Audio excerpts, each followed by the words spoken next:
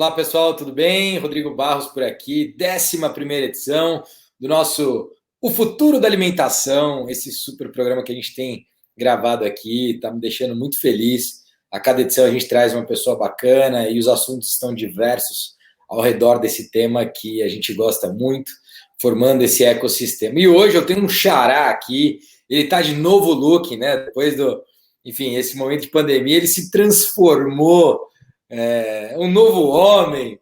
Rodrigo Andrade, senhoras e senhores, diretor da Lynx, ele lidera a área de food service. Rodrigão, que prazer, cara. Obrigado por ter aceito o nosso convite e estar aqui com a gente, viu?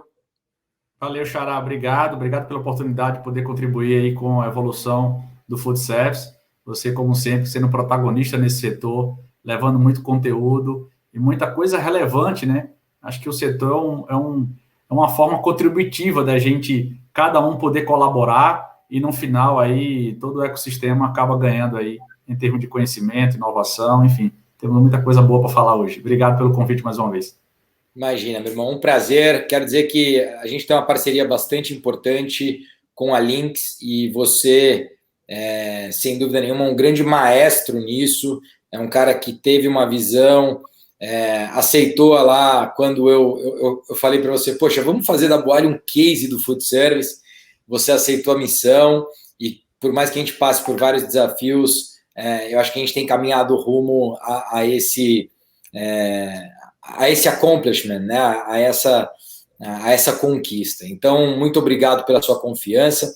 Eu quero que você comece, na verdade, acho que vai ser importante a gente falar sobre tudo o que aconteceu nesse momento de pandemia, o quanto vocês, enfim, aceleraram o processo de vocês, o que mudou dentro do roadmap de vocês. E a Lynx, obviamente, hoje, sem dúvida, talvez a empresa mais falada de tecnologia no Brasil, Rodrigão. Beleza, é verdade. Você sabe que eu estava rascunhando aqui, Xará, de alguns assuntos que a gente vai falar, né? Acho que tem muita coisa bacana para falar. E eu fiz Sim. aqui, dividi em três blocos, né? Um assunto relacionado aqui é o que era antes da pandemia, né? Ou seja, toda inovação, toda tecnologia, tudo aquilo que o E a mercado, gente vai falar. que a gente já vinha usufruindo. Coloquei aqui algumas anotações do durante, né? Ou seja, desde o início da pandemia e toda essa maré que a gente vem atravessando, com vários desafios aí para todo mundo. E agora, nesse momento de retomada, né? O que está acontecendo e também tentar não falar em futurologia, porque em tecnologia não dá para a gente apostar, nem prometer nada para o futuro, mas é muito mais ligado ao que eu acredito que vai ser o food service nos próximos meses, né? Porque realmente as coisas mudam muito rapidamente. Com certeza, cara. Assim, a minha primeira pergunta, eu acho que é assim, ó, no momento de pandemia, cada empresa teve que parar para entender muita coisa. A gente olhou lá para frente e falou, bom, parte disso aqui que eu ia fazer daqui 3 meses ou daqui 9 meses, eu trago e antecipo, e parte disso aqui que eu ia fazer nos próximos 3 meses, eu vou ter que deixar para frente. O quanto isso mudou para vocês? Essa é a primeira pergunta. A segunda pergunta é, estrategicamente, para preservar fluxo de caixa, para preservar a companhia, quais foram ali as principais movimentações que vocês fizeram? E aí vamos focar não na companhia como um todo, mas na área do food service aqui. Claro, com certeza. Respondendo a sua primeira pergunta, eu vou dar aqui dois exemplos claros, né? E até fazendo aqui uma citação e algumas tecnologias que a gente vinha desenvolvendo, né? Inclusive a Boali sendo protagonista, como sempre, né? Então, um pouquinho antes da pandemia, a gente já vinha investindo em algumas soluções, principalmente voltadas ali para o autosserviço, né? Solução de autoatendimento, solução de integração ali com as carteiras digitais que começaram a surgir ali no início do ano passado. E também a entrada de cardápio digital como sendo algumas soluções do ponto de vista de inovação no mercado brasileiro. Isso mais do meados do ano passado e começou a se intensificar um pouco mais aqui no início desse ano. O delivery, óbvio, inevitável a gente não falar de delivery. Eu brinco que delivery é quase que irmão gêmeo da pandemia, né? Porque os dois estão interligados aí. Mas o delivery já era um negócio muito forte, né? Quando eu estou falando delivery, eu estou falando delivery digital, muito, muito fortemente puxado aí pelos marketplaces. já nos últimos 4, 5 anos, com um crescimento muito forte do iFood, que é parceiro de vocês, mas também o surgimento de novos players, seja players internacionais ou players locais e regionais.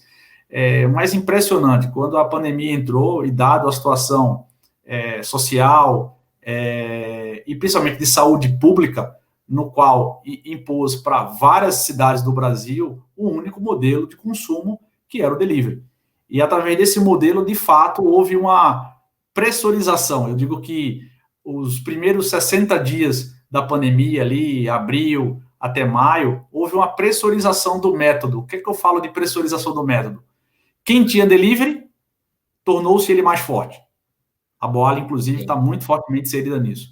Quem nunca trabalhou com delivery, teve que montar uma unidade de negócio para isso.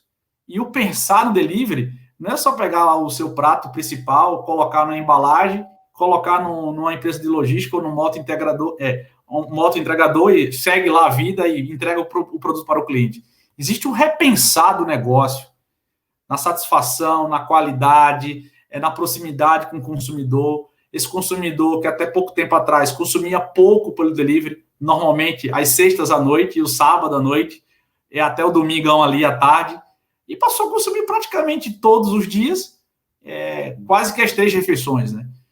Então, essa mudança do comportamento imposta pelo momento de saúde pública que a gente viveu ali no começo, né, realmente fez com que a tecnologia fosse quase que higiênica para a sustentação de muitas operações do setor. Obviamente, algumas empresas tiveram muita dificuldade, porque não estavam preparadas para aquilo, né? E realmente teve um enfrentamento difícil. Outras empresas, principalmente a Boali, já estava preparada, já tinha todo o seu parque tecnológico adequado para enfrentar essa crise. Depois você pode me comentar como é que está sendo para vocês. Mas realmente a adoção da tecnologia para quem nunca usou é muito difícil. Seja o empresário, o empreendedor, um franqueado, ou até mesmo o consumidor que nunca usou um smartphone para fazer uma compra de alimentação, por exemplo.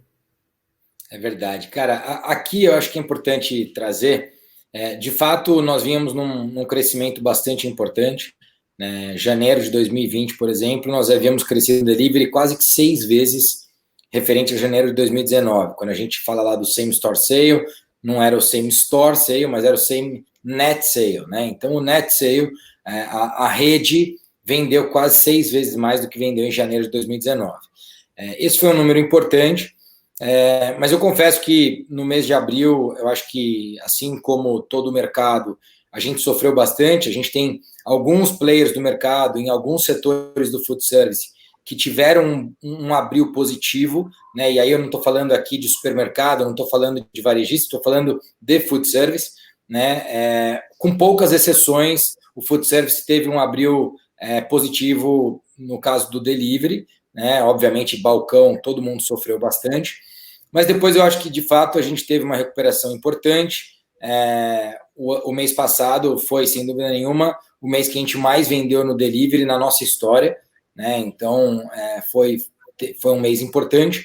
Agora, existe um super desafio, eu já comentei isso aqui, que é no delivery próprio. Então, em relação a esse desafio de implantação do delivery próprio, eu acho que vale a pena chamar a atenção para 2 pontos. O primeiro ponto é o desafio logístico, né? Hoje a gente opera com a Log, por exemplo, e está claro, não só para mim, mas para o mercado, que a Log não quer operar com delivery de comida, né? A Log quer operar com delivery de malotes. E muito provavelmente, se eu fosse o presidente da Log nesse momento, eu tomaria uma decisão similar, né? Então, eu não estou julgando, só estou dizendo que esse é um fato em relação ao mercado. E aí outras empresas, como a B-Delivery, como a Box Delivery, estão surgindo para operar esse mercado com mais excelência. E eu acredito que é um mercado que tem oportunidades, né? Então, esse é um primeiro ponto. Neste ponto, ainda existe um desafio que é preço. Principalmente para nós que trabalhamos num ticket médio hoje, por exemplo, do iFood, de R$ 53 no momento de pandemia, e no pré-pandemia, um ticket médio de R$ 47. Então, quando você tem um serviço do delivery com R$ 12, no ticket de 50, a gente está falando aí de mais de 20% a taxa do delivery. Ou seja, ele é muito representativo. Seja para rede que quiser fazer uma ação, ou seja para o cliente. Então, esse, sem dúvida, é um grande desafio do food service e do nosso modelo com o ticket aí de 50, no caso R$53, que é o ticket atual que a gente está. O segundo desafio, Rodrigo, é de fato fazer com que o usuário tenha a sua aplicação no mobile dele, né, no smartphone dele. Por quê? Porque eu, por exemplo, e acho que você deve ser parecido, toda semana eu deleto algum aplicativo do meu celular. Então eu acho que o futuro não está no aplicativo, o futuro está na plataforma como um todo, para você conseguir oferecer para o cliente a melhor experiência de compra no momento que ele te procura, no momento que ele lembra de você. E é por isso que a gente tem investido, né, nessa tecnologia que é da Nimo e que a Lynx comprou. E eu sempre brinco, né? A Lynx, quando ela não, quando vai para o mercado e dá certo, ela já compra, né? E aí o que acontece é a gente está investindo nessa parceria, a gente está investindo nessa tecnologia, justamente por entender não que o futuro está em baixar o app próprio, mas que o futuro está no cliente ter uma experiência 360 com a marca. Então, é isso que a gente quer apostar aqui. Vamos falar de alguns pontos que a gente já vinha trabalhando, Rodrigão, e aí eu vou voltar um pouquinho no ano passado e lembrar do lançamento do Hub Urbano. Nós tivemos a visão de entender que a venda do balcão ela não iria mais representar 100%. O delivery começou a tomar parte dessa venda no balcão, e aí a gente teve a visão de lançar novos canais, como é o micromarket, como é o Boali Móvel, como é a parceria com a Omnibox. Agora a gente está acelerando uma parceria de armários, né, que são os lockers. E aí a gente teve essa visão e lançou o Hub Urbano para fazer com que cada ponto de venda, cada loja, cada operação pudesse abastecer com o seu modelo de negócio novos canais de venda. E aí, falando em canais, a Lynx trouxe aí diversas tecnologias para abranger, né, essa diferenciação de canal. Eu gostaria que você falasse sobre isso. Opa, pegando um gancho até, não só na sua pergunta, mas no teu comentário recente sobre a questão do fortalecimento do delivery próprio, tem um ponto aqui, Rodrigo, que o mercado ainda não encontrou esse número. Esse número ele vai ser construído por vocês. Tá claro para a Lynx e para a gente que enxerga a tecnologia da importância e da relevância do marketplace.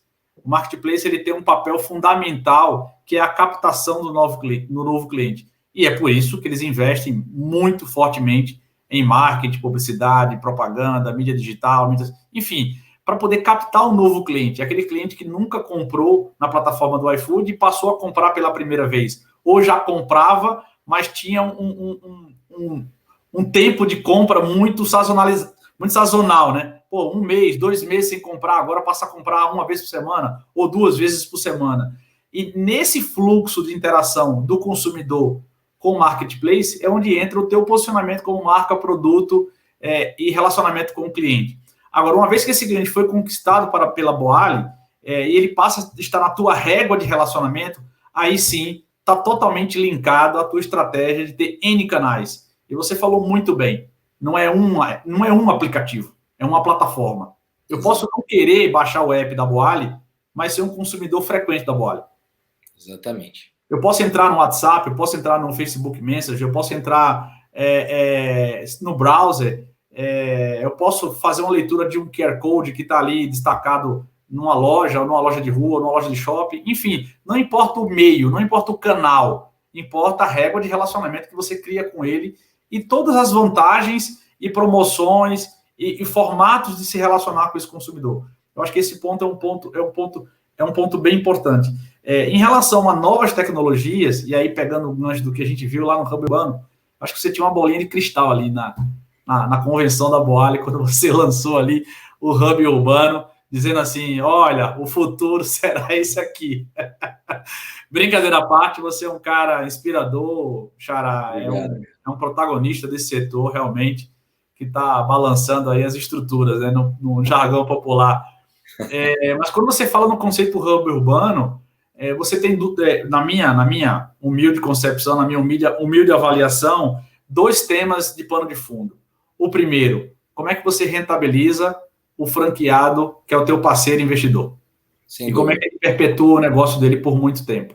não dependendo apenas de um canal, que é o canal balcão tradicional Shop Center, né? Então, acho que ali você criou uma via, uma alternativa para que o franqueado consiga ser rentabilizado, porque ele fez o investimento, claro, mas não é só pela receita, pela grana, pelo retorno, é pelo propósito. Aí vem o segundo tema, né? O propósito da marca, o propósito de como você quer se relacionar com esse público, de você conseguir ter o maior número de contatos possíveis com aquele consumidor, seja num locker, seja num quiosque, seja na geladeirinha lá, seja no autoatendimento, seja na própria loja, enfim, parece que você é onipresente, né? O conceito do hub urbano deveria mudar, onipresença. Boa, Em boa. todos os lugares. E, obviamente, você provoca a gente pra caramba, eu fico maluco aqui com o meu time, porque tem que pensar em novas tecnologias, algumas coisas a gente já faria, já estava em roadmap, outras a gente tinha colocado no roadmap um pouco mais para frente, mas a tua provocação, a provocação do teu time, nos impulsiona e nos motiva a pensar em coisas diferentes. E aí vem um tema que eu queria abordar aqui no nosso bate-papo, que é o famoso contactless, né? Muita gente tem falado muito disso, e agora está muito evidenciado. Mas Sim. Você já previu isso há um ano atrás, né? Então, quando você tem, por exemplo, uma jornada sem fricção, que o teu cliente pega o teu aplicativo, o teu site, ou ele passa ali numa loja e faz uma leitura do QR Code do teu cardápio, você já entregou para ele uma jornada contactless, né? Você já entregou para ele uma jornada com baixo ruído, né? Com baixa fricção ali, de estar na fila, se desgastando para comprar ali um produto que ele gosta, uma salada, enfim, qualquer item do teu cardápio. Mas esse tipo de cenário, ele deixou de ser uma diferenciação e ele agora está virando um fator de operação, um cenário de sustentação. Eu não enxergo, no momento atual, não estou falando de longo prazo não, tá? Que o operador de food service não tenha uma jornada com a menor fricção para o seu cliente. Sim. Porque o cliente vai procurar outra marca que entregue para ele a mesma qualidade, o mesmo sabor, o mesmo frescor, a mesma intimidade de relação, mas a gente sabe que nós, como cliente, como consumidor, a gente está aqui no dia a dia, a gente almoça, janta, toma café da manhã, e a gente também está ficando mais exigente, para não falar mais chato, né? Então a gente ficou um pouquinho mais chato, e essa chatice, entre aspas, ela de fato provoca links em repensar em novas soluções, como uma, por exemplo, que a gente lançou recentemente, acho que é pouco usado no food service, mas é muito bem usado em outros segmentos do varejo, que é o link de pagamento. Existe coisa mais simples de eu receber um link no meu WhatsApp para fazer um pagamento de uma compra qualquer. Sim. Sem ter que baixar absolutamente nada, num ambiente super seguro, e trazendo para o cliente, eliminando aquela etapa final do motoboy estar na tua casa lá com a maquininha, você não quer pôr o cartão, para não ter a questão do contato, da pandemia. Então, assim, são coisas que a gente está tentando endereçar, que a gente fortaleceu, Rodrigo, nesse momento de pandemia. Tinha projetos, como você falou, que talvez tivesse na minha quarta gaveta. Ele passou para a primeira gaveta, porque a necessidade do mercado provocou a gente em fortalecer determinadas tecnologias no momento. Muito legal. Quando você fala de contactless, eu penso em duas coisas aqui que tem a mesma nomenclatura, que é o QR Code, né? Vocês já vinham investindo desde o ano passado no QR Code para você poder aceitar as diferentes bandeiras, seja ela AME, seja ela PagSeguro, seja ela o que for, e vocês, de fato, já têm essa tecnologia, já está implantado, inclusive, na rede Boali, que é quando o cliente se dirige até o caixa e, na hora do pagamento, ele faz pelo QR Code dele.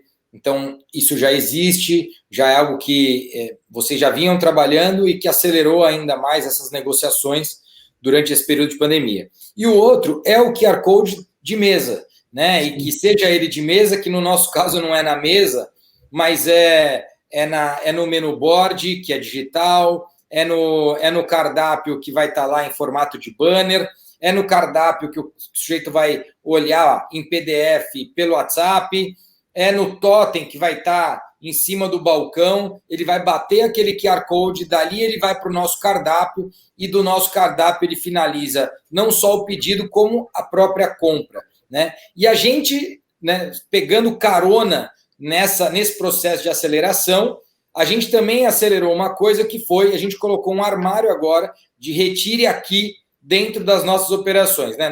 Não são todas as operações que vêm com esse armário, mas as novas já vêm com esse armário e parte das anteriores, das que já estavam implantadas, passaram também a ter esse armário. Como é que você está enxergando isso, Rodrigão? Eu sei que o cliente brasileiro, ele ainda tem uma certa dificuldade pelo QR Code, né? Ele ainda tem uma certa dificuldade de como é que usa, é para tirar foto, não é só para apontar a câmera, depois que aponto, o que eu faço? Como é que vocês estão olhando para isso e como estão os testes, agora que boa parte das operações no Brasil estão abrindo por, mesmo que part-time, não todo o período? Como é que vocês estão olhando isso? Como é que está esse processo de QR Code? Não o de pagamento, aliás, você pode falar o de pagamento também, mas sim, esse QR Code para o cliente fazer o pedido e finalizar a compra. Sim, eu vou comentar sobre os dois. Eu queria só falar um pouco das tecnologias de aproximação, né? Porque o QR Code está inserido nesse contexto, né? Exato. Então, as tecnologias de aproximação surgiram aí 4, 5 anos atrás, quando Apple e Samsung lançaram em seus celulares as tecnologias de NFC, né? Que é uma tecnologia embarcada no aparelho do celular, na qual você aproxima ali da maquininha de pagamento e faz o pagamento. Acho que ali foi a primeira iniciativa de tecnologia de pagamento por aproximação no Brasil. Por que isso não pegou? Porque tecnologia tem que unir duas coisas: simplicidade e estar disponível para o maior público possível. Ser popular, ser democrático. E se você me permitir, eu quero adicionar mais 2 palavras aí, que tem que vir como solução da tecnologia, que é o que muita gente às vezes deixa de pensar, que é tempo e conveniência. Se a tecnologia não entregar tempo, não entregar conveniência, não vai fazer sentido usar. Exato. Então, quando as 2 maiores fabricantes de smartphones do mundo, né, Samsung e Apple, lançaram as suas tecnologias de aproximação com iPhone 8, 9, o Samsung Galaxy 10, 11, enfim, ele colocou uma barreira gigantesca. Menos de 1% da população tinha acesso a esse tipo de dispositivo. Então, ele é fácil de usar, mas poucas pessoas possuem. Sim. Então, e aí você, quando pega o público de classe C, de baixa renda, ou até da classe B, por exemplo, que tem uma concentração muito grande do teu público, dos teus clientes, consumidores, como é que ele acessa isso? Não acessa. Então, você cria um negócio que ninguém vai usar, com pouco acesso. E aí, eu acho que a tecnologia do QR é muito difundida na China, que foi o primeiro país assim que usou de forma muito ampla. Óbvio que lá teve um incentivo muito forte das 2 empresas de tecnologia que têm um apoio e incentivo do governo. Aí é uma outra história que eu não gosto de falar de política, nem conheço dessa praia, mas falando a aplicação da tecnologia em si, que desde um feirante até uma indústria, até o varejo do food service, e até um pedinte na rua usando QR Code. Então, de verdade, você democratizou uma tecnologia super simples para você fazer uma compra sofisticada ou até mesmo para você dar ali um agrado para alguém e o cara tá com a plaquinha de QR Code no farol da rua. Então, estou colocando aqui exemplos simples para a gente trazer aqui para a luz do tema que você perguntou, como é que está isso no Brasil e como que a gente vem usando.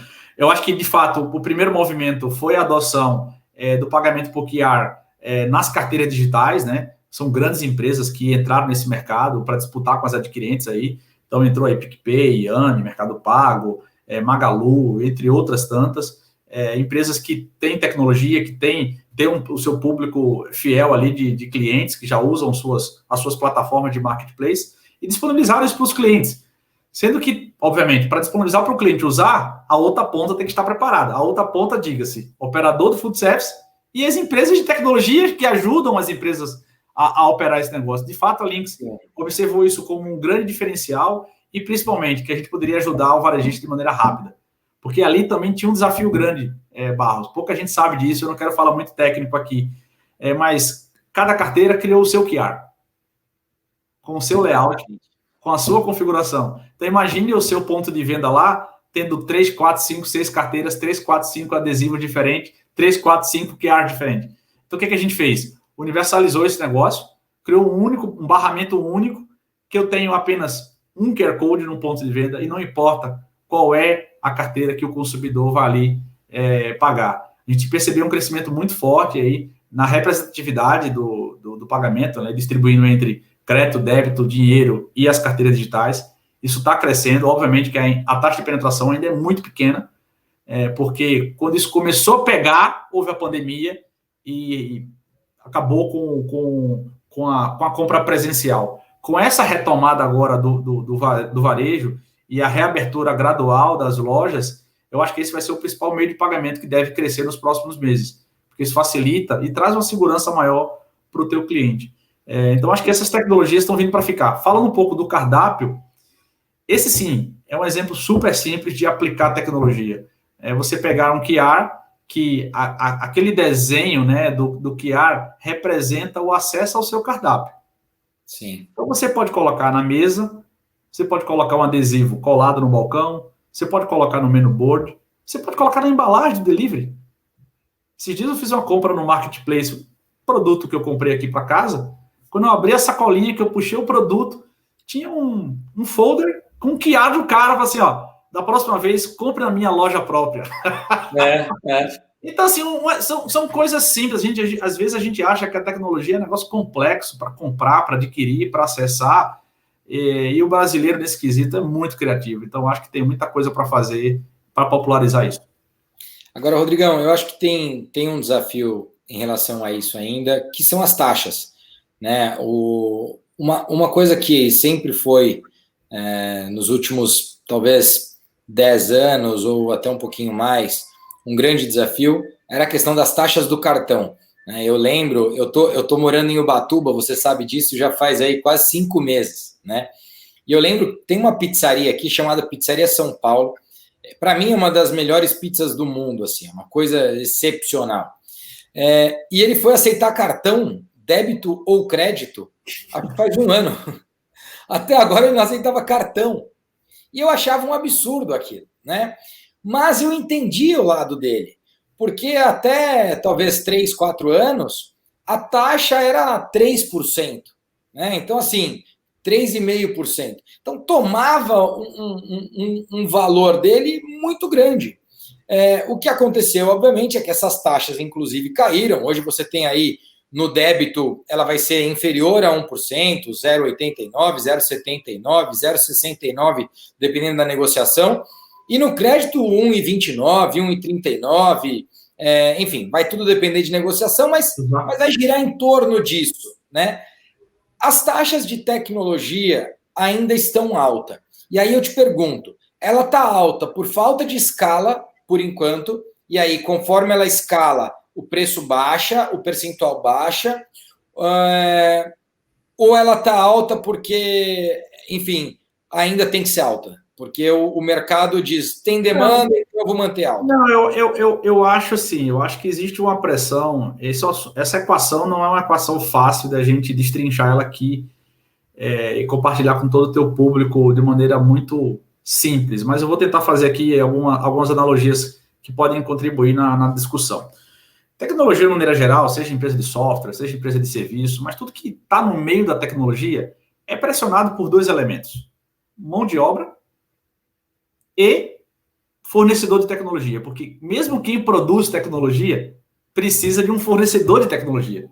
Fazendo a conta no restaurante, você produz a sua salada, mas você não planta alface dentro do restaurante. Você tem um fornecedor de alface, de hortifrutis, etc.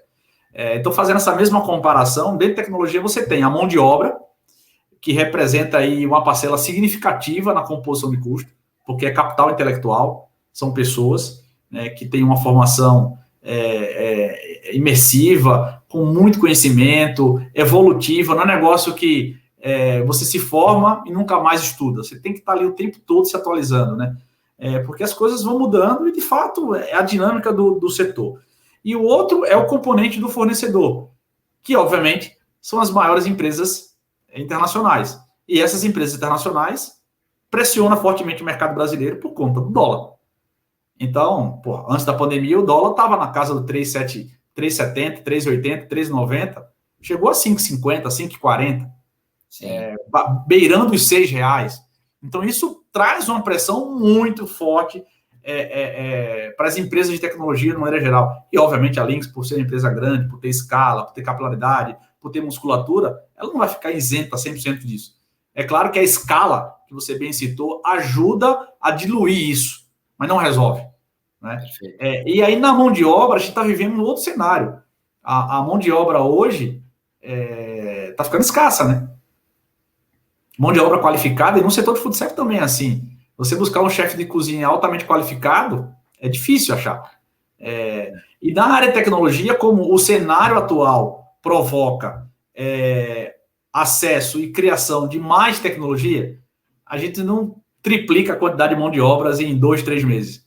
Então, você tem uma situação aí temporal que é uma acomodação em relação a disponibilidade, capacidade, investimento, e até fazendo um comentário, até uma das primeiras perguntas que você fez, que eu acho que acabei não respondendo, que foi a repriorização que a gente teve que fazer agora no período de pandemia. Perfeito. Uma expressão que a gente usa muito aqui, freio de arrumação. Para tudo, avalia. O que é mais importante para os nossos clientes? É delivery? Então vamos focar em delivery. Está chegando perto da retomada. O que é mais importante para a retomada? É o QR? É o contactless? Então, sabe? Então você precisa ter essa flexibilidade para poder pôr um pé no freio, pôr um pé no acelerador, fazer um freio de arrumação de acordo com o cenário que você está vivendo ali. E isso é muito dinâmico, porque o mercado impõe algumas coisas. Obviamente, às vezes, as entidades públicas, né, o governo, seja municipal, federal ou estadual, traz uma determinação que fala assim, tem que ser assim. E aí a gente tem que se adequar rapidamente. Aí a legislação ela impõe uma prioridade na frente da tecnologia. Ainda bem que nesse período não houve nenhuma novidade e a gente acabou passando aí tranquilamente aí nesse cenário.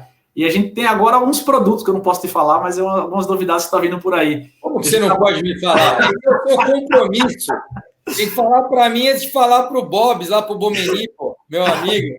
Então a gente está batizando que são os filhos da pandemia, né? Tem produtos que a gente idealizou, concebeu, desenvolveu e entregou em 5 meses.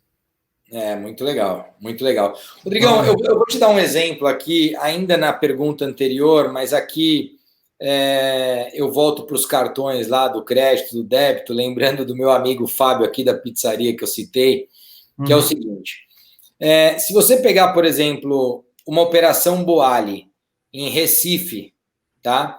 Ela recebe em dinheiro ainda 35%, tá? Enquanto uma operação normal aqui da cidade de São Paulo recebe em dinheiro, e aí se eu for, por exemplo, para uma operação muito corporativa, como é a Alphaville, lá no Iguatemi de Alphaville, tá? Ela não recebe 7% em dinheiro. Então eu saio de 35% para 7%. O que acontece aqui? Primeira coisa, esses 35% não tem taxa de cartão.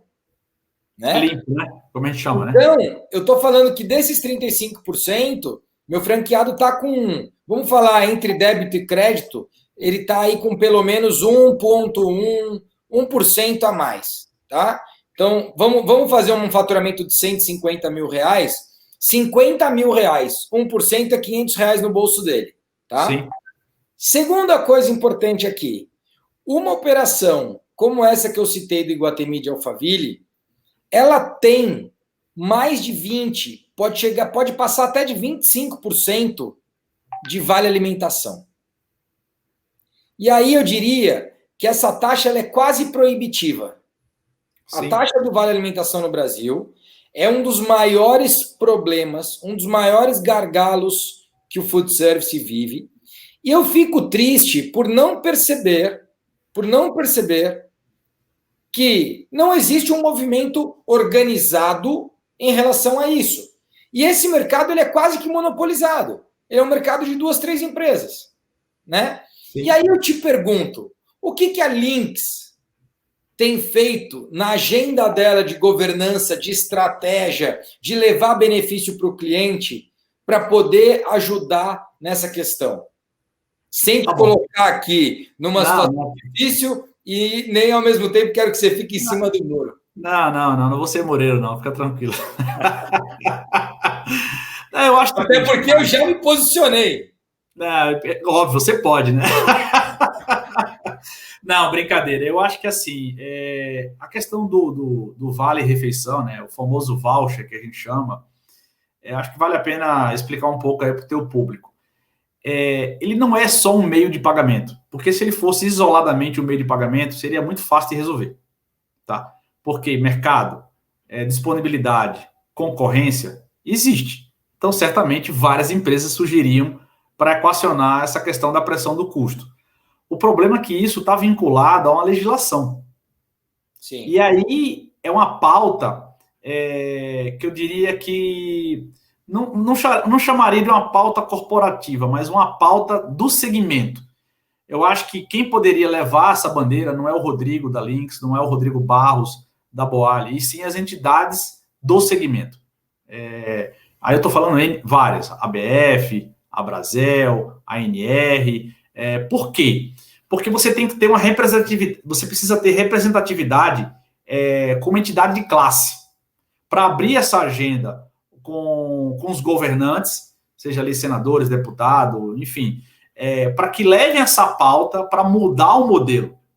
Eu lembro muito bem que a gente viveu isso há uns 10, 12 anos atrás, com as adquirentes de cartão de crédito. Também eram duas empresas. Então, quando houve uma quebra ali, passou a ter uma entrada de novas empresas para melhorar o serviço, melhorar a tecnologia, melhorar a competitividade. Então, eu não estou em cima do muro nesse assunto, mas esse assunto é um assunto que, inevitavelmente, passa por uma discussão legal, né? Então, o voucher, o Vale Refeição, está vinculado ao PAT, né, que é o Programa de Amparo ao Trabalhador. É um benefício que praticamente quase que todos os segmentos da economia tem como prerrogativa esse benefício legal em convenção coletiva, nos acordos trabalhistas. Então, infelizmente, a gente sabe que isso é complexo, não é fácil de resolver, mas teria que ter uma agenda propositiva desse assunto com as entidades de classe, levando isso para as entidades governamentais. Eu acho que esse é o primeiro caminho. Eu desconheço, não sei de verdade se isso já está na agenda das entidades, se isso já houve alguma evolução. Eu não posso afirmar porque realmente não está no meu dia a dia, mas eu acho que esse assunto precisa caminhar, sim, para que a gente consiga ter um setor financeiramente mais leve, para que as operações tenham mais perenidade e tenham mais escala no seu crescimento. Acho que esse é um ponto. Então, nesse quesito, a Lynx, ela não é que ela é reativa, mas ela é um meio da tecnologia. Ela não é a ponta da tecnologia. Ela não é o criador do voucher. Ela é o processador do voucher, né? É diferente. Então, o desafio está no criador. Quem criou isso é uma lei. Com base nessa lei, as empresas aderiram a essa legislação e estipularam as suas taxas de cobrança. Eu acho que realmente precisa revisitar esse tema. Eu acho que tem duas agendas aqui, né? Obviamente, uma é uma agenda de legislação e a outra é uma agenda de mercado, né? Se o mercado for mais competitivo, eu acho que a gente teria mais sucesso nisso. E eu não tenho dúvida. Falando um pouco do teu vizinho aí em Ubatuba da pizzaria, por que até pouco tempo atrás ele só aceitava dinheiro? Você explicou sem querer, mas você explicou muito bem. Ele é a melhor pizzaria da região. Ele é único e não ele tem não perdeu demanda. Não, ele não tem competidor, cara. O que pressiona a flexibilidade de alguns negócios, porque tem negócio que não dá, a gente acabou de exemplificar aqui um agora, quando depende de um aspecto legal, é um pouco diferente. Mas aquilo que não depende do aspecto legal, ou seja, só depende da iniciativa privada, aí sim, eu acho que tem que ter competição. E quando tem competição, eu acho que as coisas melhoram, com certeza. É isso mesmo. Bom, eu fiz questão de trazer essa agenda porque, assim como você acabou de colocar, eu concordo que a gente precisa deixar esse mercado mais leve e cara, existe um ponto aqui que é um desafio para o food service. Eu não falo aqui em nome da Boali só. Eu acho que, obviamente, eu não represento ninguém a mais do que a Boali, então eu só posso falar em nome da Boali, mas eu sei que essa é uma reclamação do setor, esse é um ponto focal para o setor, e eu sei que você citou as instituições, elas têm sim esse tema, mas eu acho que o que a gente ainda não tem, o que a gente ainda não conseguiu foi ter a representatividade que precisa ter para chegar lá e discutir esse tema de uma forma mais profunda, com mais efetividade. Isso a gente não teve até hoje. Bom, vamos mudar de assunto, então. Eu acho que aqui era um ponto para deixar. Não são todos os papos que eu faço aqui no Futuro da Alimentação que eu consigo, de fato, trazer esse tema. Então, como aqui tinha gancho, eu resolvi trazer. Rodrigão, vamos falar agora sobre o futuro, né? Assim, a gente falou dos canais, a gente falou da diversificação saindo do balcão, a gente falou de contactless, a gente falou de QR Code, mas eu quero falar agora do cliente, né? Pensando no cliente final, tá? Pensando nele lá na ponta e tal. Quando a gente fala dessas tecnologias, a gente olhou para o mundo, viu o que era tendência, entendeu o que aqui ia acontecer. Você citou a China, eu poderia citar Londres, por exemplo, para falar que eu entrei no Pret-a-Manger em fevereiro, e agora você vai entrar numa Boali, agora em setembro, lá no Shopping Savassi, e vai ter a mesma experiência que você tem no Pret-a-Manger de passar por um micromarket dentro da operação. Você vai entrar na Boali, lá em Campinas, que a gente vai inaugurar agora em setembro, e vai ter essa mesma experiência de passar por um micromarket dentro da operação antes de chegar no caixa. Então, isso a gente tem trazido. O que eu quero perguntar para você, e ao mesmo tempo também, de alguma forma, desafiar, é que assim, né? A gente tinha grandes marcas que ainda conseguiam, né, fazer o cliente comprar por um awareness que elas conseguiam fazer. O que eu sinto é que cada vez mais o cliente tem ganhado mais nível de consciência, ganhado mais informação, e que cada vez mais o cliente vai passar a tomar a decisão de compra, né? Cada vez mais você influencia menos o teu cliente, né? Ele tem várias influências, ele é comunicado de várias formas, mas ele toma a decisão daquilo que ele vai viver, ele toma a decisão daquilo que ele vai consumir. O que isso, esse novo hábito de consumo, esse novo cliente, esse cliente mais preparado, esse cliente mais pronto para o consumo, né? O que isso muda no teu mundo? Eu acho que tem algumas coisas que passam a ganhar força, né? Ainda é muito incipiente a gente fazer qualquer previsão, porque por mais que os investimentos aí para buscar a cura da Covid, né? Tem várias vacinas aí sendo testadas no mundo afora, mas a gente não sabe se isso vai acabar em dezembro, janeiro, fevereiro, se vai esticar um pouco mais. Não dá para. Mas o brasileiro, né, e o mundo, mas o brasileiro em si é muito camaleão, né? Ele se adapta muito rápido, ele se acomoda assim numa situação, é impressionante. É claro que se você tira as barreiras de acesso à economia, o brasileiro se adapta muito rápido a coisas diferentes. E aí vem um pouco do que eu queria falar sobre esse tema. Eu moro em São Paulo há 10 anos, eu sou de Recife, e eu mudei meu comportamento de consumo quando eu vim para São Paulo. A forma como eu consumia lá não é a mesma que eu consumo aqui. Eu estou falando um pouco antes da crise, né? Eu brinco que eu fiquei um pouco paulistês nesse aspecto, né?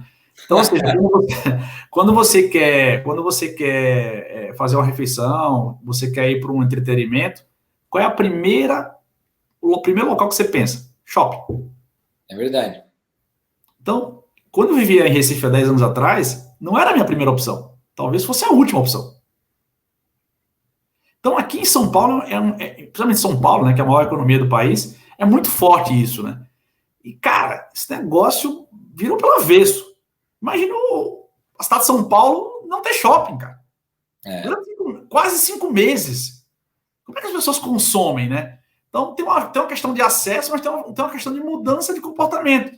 Então, as pessoas foram obrigadas, inevitavelmente, a testar outras formas. E a partir do momento que elas testam outras formas, será que elas vão voltar para a mesma forma de antes? Tá aí a pergunta, né? E aí nasce para a gente aqui, eu acho que a gente já falou sobre isso. Um gancho aqui que eu vou passar a bola para você, que eu vou deixar a bola quicando assim no gol, para você fazer um golaço lá. Aí vem um pouco de tecnologia. Então, quais são as coisas que... às vezes as coisas não são novas, mas elas são repaginadas, né? o famoso retrofit. Ninguém criou, mas já existia, alguém deu uma cara diferente, que é o negócio de drive. Então, o negócio de drive, já era antiquado, né? Assim, com exceção de uma ou duas marcas de food service no mercado, ninguém falava de drive.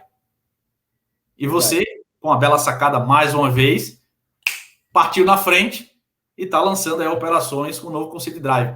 Mas não é o drive de 20 anos atrás. É um drive repaginado. Então, eu acho que... O que tem a ver o drive com isso que eu estou falando? Tem a ver com o novo comportamento, tem a ver com as pessoas quererem mais... É muito melhor eu ir numa Boali, próximo à minha casa, que eu tenha um drive, do que eu ir num shopping, cara. Sabe? Sim. Perder tempo, estacionar, pegar elevador, chegar até a praça de alimentação. Sabe? Então, essa jornada... Se o seu objetivo for comer bem. Exato. Então, assim, não é que shopping vai acabar. Óbvio que não. Ainda continua e continuará sendo o maior centro de consumo no Brasil por muito tempo. Mas vai surgir outras formas. Então, as outras formas passam por conveniência, passa por segurança, passa por um jeito novo de consumir melhor, consumir bem, consumir saudável. As pessoas também estão olhando para isso. E aí vem coisas que são correlacionadas a esse tipo de modelo, que é o to go. Você falou muito bem do Pret a Manger. Eu, quando fui em Chicago, na feira da NRA, há 10 anos atrás, eu vi o Pret a Manger no conceito grab and go. Então isso vai ficar muito mais forte agora. Grab and go, o conceito takeaway, o conceito de locker, drive. Então são coisas que você está falando que talvez não seja nada de novo, mas é inovador. Eu acho que esse é o ponto, mas comenta lá o que você ia falar.